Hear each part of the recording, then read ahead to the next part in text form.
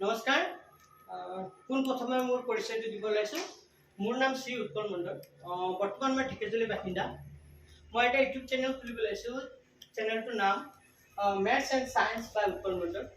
এই চেনেলটোৰ জৰিয়তে ক্লাছ 8, 9, 10ৰ যিখিনি MCQ আছে আৰু পাঠ্যভিত্তিক যিখিনি কুৱেশ্যন আছে সেইখিনি মই ভিডিঅ' আকাৰে তোমালোকৰ মাজত আগবঢ়াম, তোমালোকক শিকাম। তোমালোকে এই চেনেলটো সাবস্ক্ৰাইব কৰি দিবা, লগতে তোমাৰ যিবোৰ বন্ধু বান্ধৱী আছে সিহঁতকো শ্বেয়াৰ কৰি দিবা যাতে এই ভিডিঅ'বোৰ পায়, সিহঁতক চায়। আৰু মই ভাবোঁ মোৰ এই ভিডিঅ'বোৰ চালে তোমালোকে যথেষ্টখিনি উপকৃত হ'বা।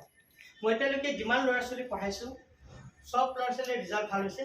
বিশেষকৈ মই 2018-19ৰ যিটো মেট্ৰিকৰ বেচ পঢ়াইছিলোঁ তাত 42টা ল'ৰা ছোৱালীয়ে লেটাৰ মাৰ্কছ পাইছিলে। তাৰে 3টা ল'ৰা ছোৱালীয়ে 100 পাইছিলে আৰু 15টা ল'ৰা ছোৱালীয়ে 99 পাইছিলে। তো খুবেই ভাল হৈছিলে ৰিজাল্ট। তো বৰ্তমান যিহেতু MCQ কুৱেশ্যন বহুত 45টা MCQ কুৱেশ্যন আহে, চবে জানে। আৰু এই 45 কুৱেশ্যন কেনেকৈ শুদ্ধকৈ কৰিব পাৰি, তো সেইবোৰ বস্তু মই এটা এটাকৈ শিকাম। আৰু 45ৰ ভিতৰত 45 কেৰি কৰিব পাৰি। তো অতি কম সময়ত কেনেকৈ MCQ কুৱেশ্যনখিনি কৰিব পাৰি মই ভিডিঅ' আকাৰে তোমালোকক এটা এটা বস্তু শিকাম।